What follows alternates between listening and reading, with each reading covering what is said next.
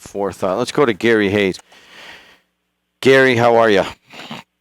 I'm doing okay. I'm still got a lower back issue here. It's just like back spasms and stiffness. So I'm day to day right now. I haven't been in yet. Yesterday I couldn't go in with the players. So I'm hoping I can get over there by around 3 o'clock today. Who ran practice yesterday? Coach Gordon, but we just barely did anything. We just did light shooting, and that's about it, and just a little bit of maybe some layups, but we weren't ready. So we were going to try to get them on the floor today, because we had the doctor come in, our team doctor yesterday, and he took a look at everybody. So we made sure we weren't putting anybody out there that shouldn't be out there. We're talking to Gary Hayes, the head basketball coach for Griffith High School, and you guys all know what happened on Saturday. Before we get to that, Gary, I want to just talk a little bit more about you. Now, you woke up a little. How do you feel right now? Can you actually move around enough to be on the bench tomorrow? Not yet. As of right now, I'd say no. But I'm a competitor. I'm going to have to figure out a way here. I'm going to reevaluate myself today around 2 o'clock. I went over yesterday and got all checked up in X-rays. I didn't have any broken ribs or anything, so I was very fortunate there. It's just I've got a back spasm right now from the crash, and I'm just like in a 4 to 6 hour segment right here. So my goal is, even if I couldn't get there today, to get on the bus tomorrow. We've got a charter tomorrow, and just get on the bus and go there and coach the game. Well, we're with you, my pal. I hope that I know what a spasm is like. I go over here to Madeline's at the corner of Highway and Kennedy, and she's just like amazing with these like strong volleyball hands. If it ever comes to it, I can help set that up for you. But anyways, okay. Gary, let's go back to Saturday. What happened? Well, I always sit in the seat right behind the bus driver, and we were just going down 65, taking our time. We left plenty of time. We wanted to get there about an hour and a half to 2 hours early. And we had the impact from a car that came over from the left lane into us. And some of the reports were that she dropped a pop bottle or whatever. I think it was 3 college kids in the car. And then our bus veered off to the right. And I was looking ahead, and I thought we might be able to get up there and get back straight.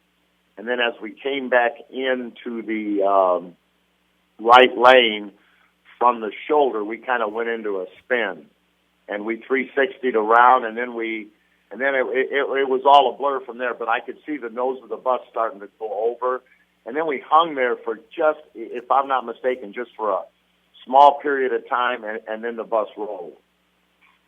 Just once? As far as I know, it may have been more than that. I don't know. I really didn't get into the specifics of the crash. But all I knew is when we started to roll, that's when obviously all of us left our seats and took some pretty good hits. I know all 3 of us coaches, I didn't get it as bad as my other 2 assistant coaches, but they were in pretty bad shape. And sorry to run you through this, but there's been so many questions, and just you describing it, I think, will just kind of give some clarity to some folks. So, you guys come to rest upside down. What happens then? Well, when I looked up, and obviously the roof, we were laying on the roof, everybody. So because we were upside down, and then there was only, I'm not sure, 3.5 feet of space between the roof and the seats, because I'm sure on the impact, as you can see in the picture, that roof kind of collapsed.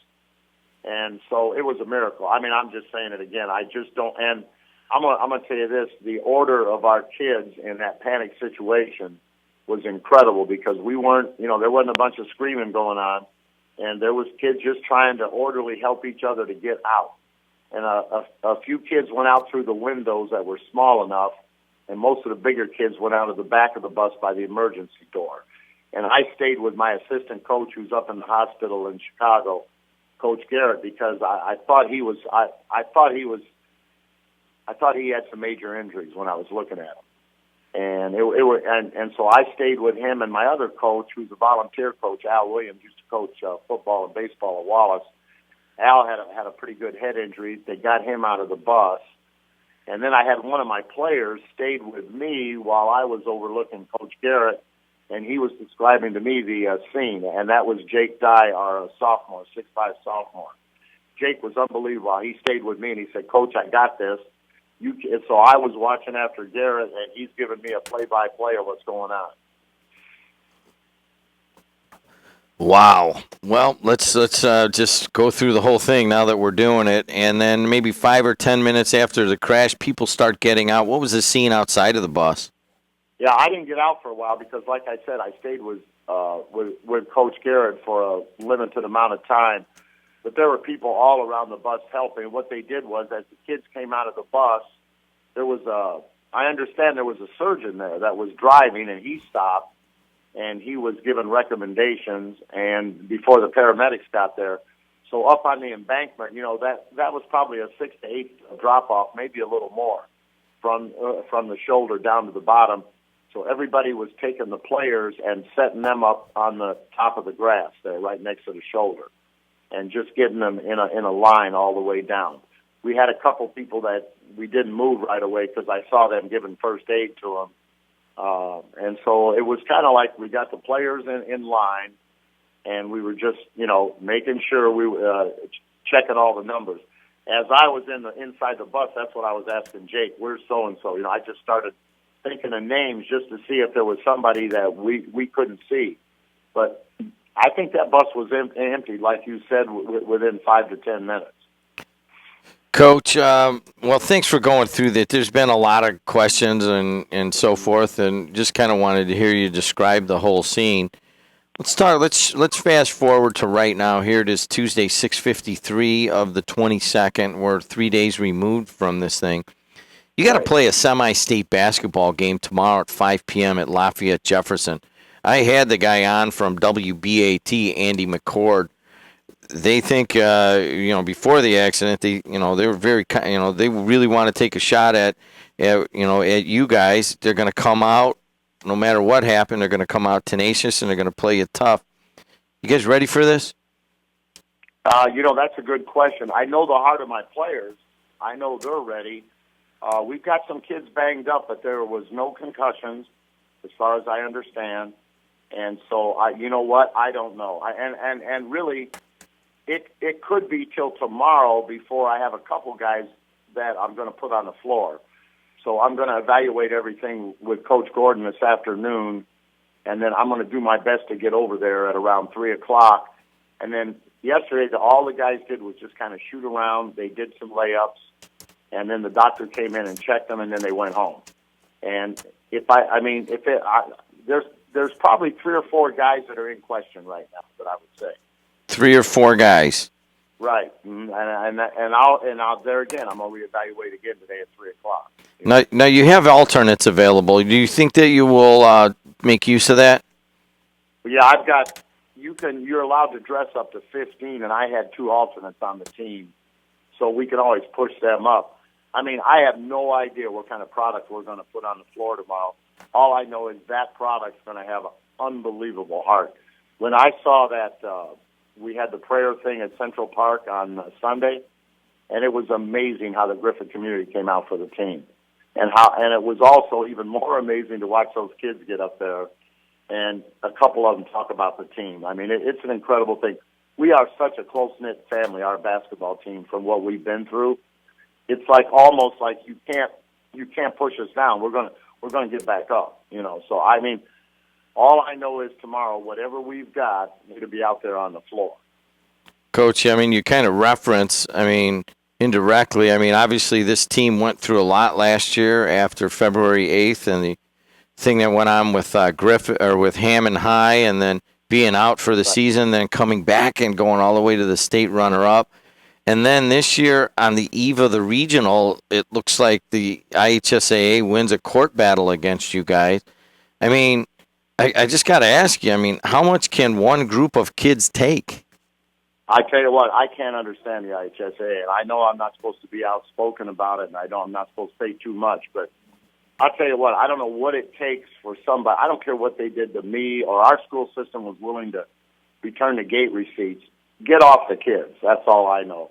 And, enough's enough, and I've seen enough, and I know I'm very opinionated, but you know what? I would hope that the IHSAA right now would take a look at that situation and say, let's just drop this whole thing. Griffith's had enough, but hey, I'm not the guy in charge down there, so whatever they do, because they wanted us to play Tuesday. And as far as I know, Marion was really helpful in this. They're the ones that was going to allow us to play Wednesday. Obviously, I wanted to play Thursday, but I know they've got the state championship on Saturday. So I think they were pushing because of ticket sales and, getting everybody ready, whatever. But anyway, Tuesday would have been impossible. There was no way we could have been on a bus today. Absolutely no way. I wouldn't have been on the bus today. I know that for sure. So what I'm saying is I think enough's enough, but you know what? I'm not in charge of that situation. You talk about one final round here. You talk about the kids and, they're going to give everything no matter what tomorrow at the game and so forth. They just got to circle around to, they're battle tested on a number of fronts, physically, emotionally, legally, and so forth. What are they learning and what's their attitude? What's the morale? Give us a sense of that. Well, I'm telling you right away, I had kids on Saturday night where what happened was, I'll back up here a little bit. We were actually, about 20 of us were sent to Rensselaer, okay? And we were there like 7 hours Saturday night. So we're exhausted because they didn't have enough. It wasn't that they didn't have enough. They just weren't used to having that many, injuries come in at one time, and everybody had to get checked out, and they had to get a CAT scan and all that stuff. But kids were already asking me Saturday night before we left Rensselaer, are we going to play?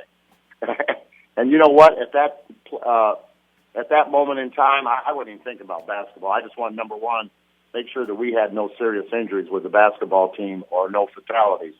And then after that, I wasn't even really – I figured we were out of the tournament. I just figured, well, I don't know what the rules were, that if you didn't play on Saturday and you didn't get there, you had to forfeit because you had the state tournament the following Saturday.